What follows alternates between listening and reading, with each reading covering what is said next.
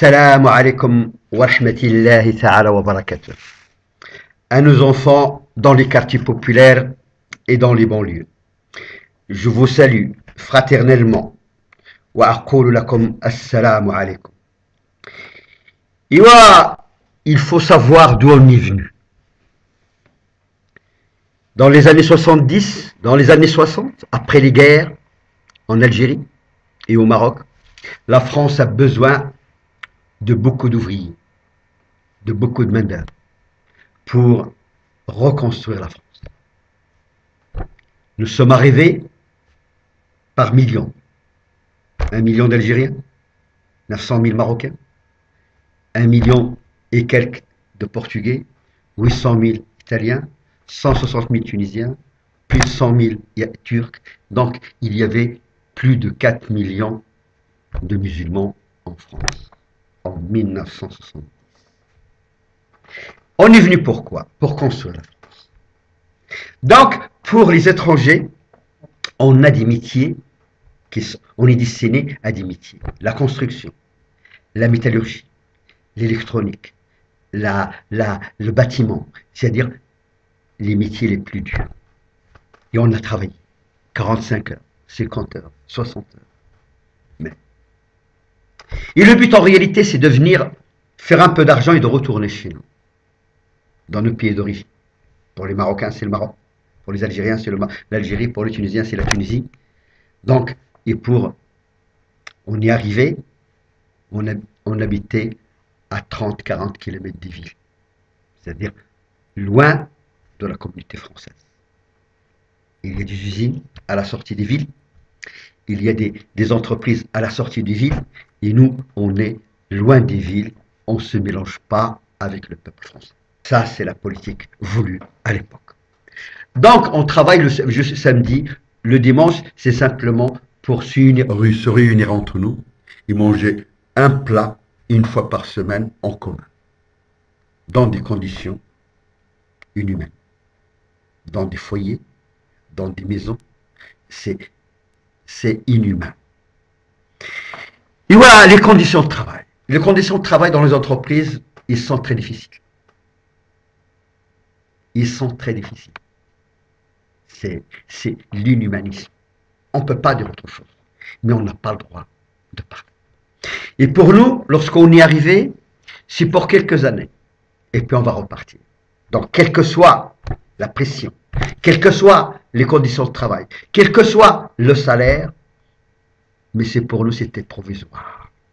Un jour ou l'autre, on va retourner chez nous. Et voilà, vous savez, la majeure partie, 99% des gens qui arrivent des pays tiers n'ont pas été éduqués, n'ont pas en réalité de savoir.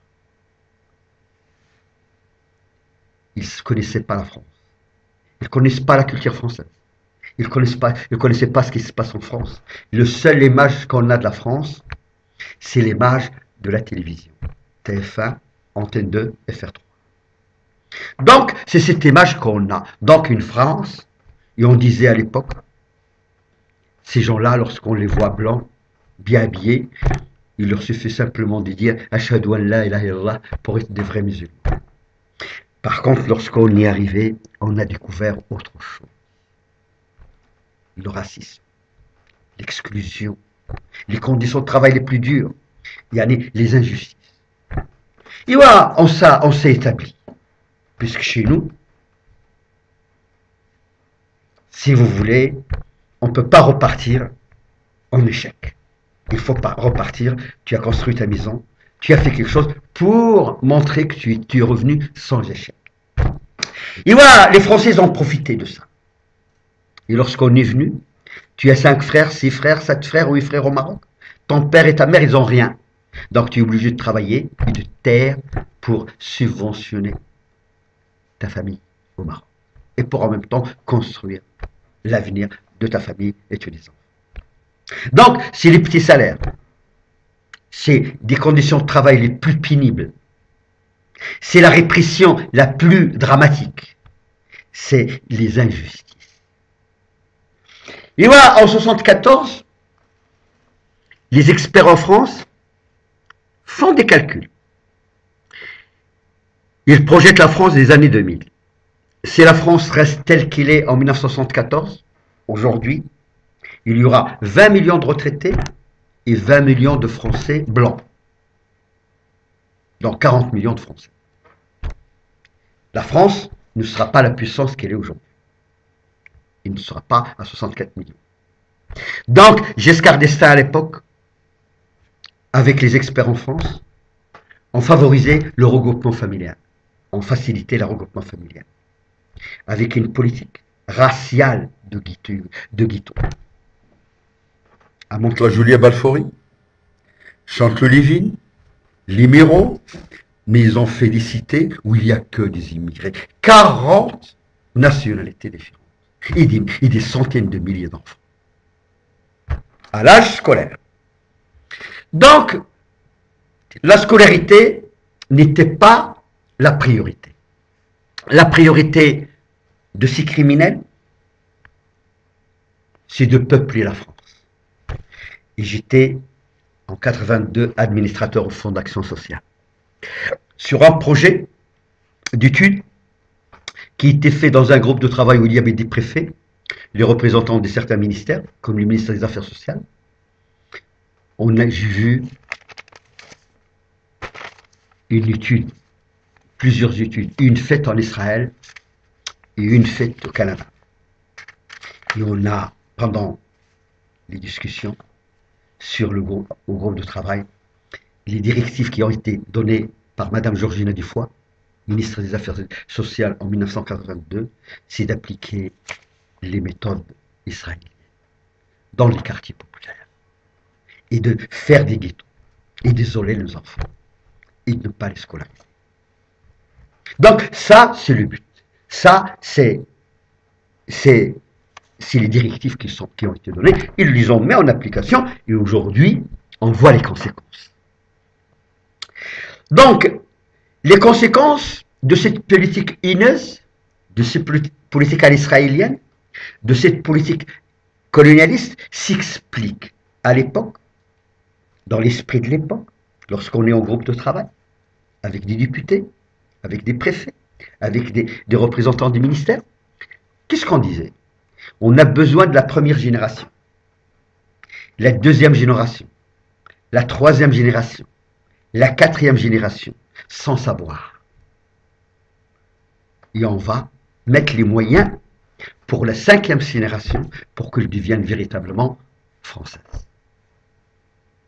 Pourquoi? Lorsque je pose des questions, pourquoi ce gâchis? Ils disent, c'est parce que la première et la deuxième, on veut des bâtards, on veut des taureaux, on veut la production des enfants.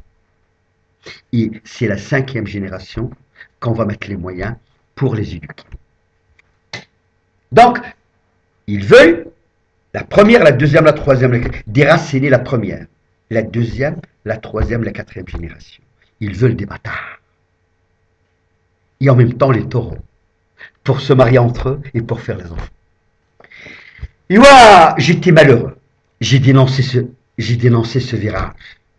J'étais le seul à dire, c'est pas possible qu'en France, on peut appliquer ces règles. J'ai essayé, à ma façon, d'amener des grands commis de l'État, la Brousse, les préfets, à Mantes-la-Jolie, à Balfouri, à Chanteloup, au Muro, à Poissy, pour leur montrer que ces enfants, ce sont nos enfants. Ce sont les enfants de la République.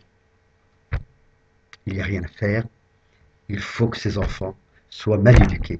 Il faut que ces enfants restent dans un état sauvage. Il faut que ces enfants soient des taureaux. Il faut que ces enfants, on ne leur donne pas ni l'insertion par l'économie, ni l'éducation, ni rien. On les laisse dans leur ghetto, dans les conditions qu'on leur a définies. Et c'est ça l'avenir de ces enfants. Et lorsque, pendant le dialogue soit au Fonds d'action sociale, soit à la CRIPI, soit dans les groupes de travail, donc je pose la question.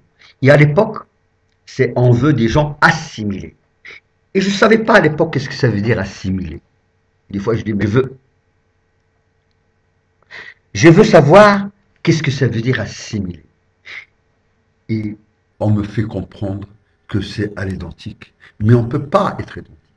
Il faut des générations pour s'insérer dans le tissu économique, dans le tissu social et dans la société française. Mais de nous mettre en dehors des villes, de nous mettre dans des ghettos, de ne mettre que entre nous, c'est un crime. Ils ont besoin des parents dans l'automobile. Ils ont besoin des parents dans la construction. Ils ont besoin des parents dans la sidérurgie. Ils ont besoin des parents dans la propreté. Ils ont besoin des parents pour faire tourner leurs entreprises. Par contre, nos enfants, ils sont délaissés. La République n'a pas fait son travail. Il a ignoré qu'il y avait des enfants dans les ghettos, dans les banlieues. Et voilà, donc ça, si vous voulez, c'est ce qu'on a vécu. On n'était pas organisé parce qu'on ne peut pas s'organiser. On était des étrangers. On avait des associations, des amicales algériens, des amicales tunisiens, des amicales marocains, qui sont subventionnés par le Fonds d'action français. C'est une police, dans la police, pour surveiller cette communauté. Et c'est la France qui subventionne. C'est le Fonds d'action sociale qui donne de l'argent. Donc cette politique, si vous voulez, a fait son temps. Et aujourd'hui, la France récolte, c'est-à-dire ce qu'il a semé. Donc, aujourd'hui, on ne peut pas culpabiliser les parents. On ne peut pas culpabiliser les mères. On ne peut pas culpabiliser, mais c'est